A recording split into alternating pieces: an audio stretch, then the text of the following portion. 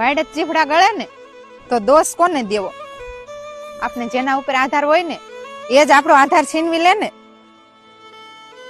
તો આપણે કોને જઈને કહેવા જાવું? અત્યારે કેવું છે કે આ 3 દિવસથી સતત વરસાદ આવે છે અહીં, અને આ જો આ મગફળીના દાણા બતાવો તો, સમજો આ મગફળી ખેતરમાં ઉગી ગઈ છે. આ છે ને મગફળી નથી ધોવાણી, આ ખેડૂતના સપનાઓ રોળાઈ ગયા છે.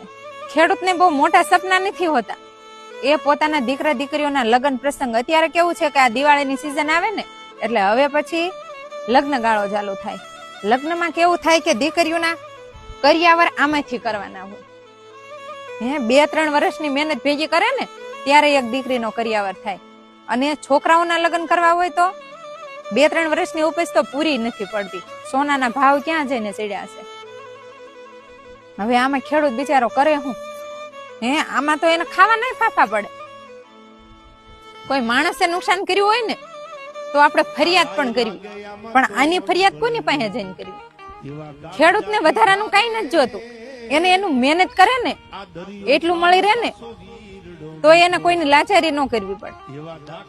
હવે સરકારશ્રીને નમ્ર વિનંતી કે થોડુંક નમ્ર વલણ રાખી અને ખેડૂતોને થોડી ઘણી સહાય કરે ને તો ખેડૂત આમાંથી ઉભરી શકે થોડો.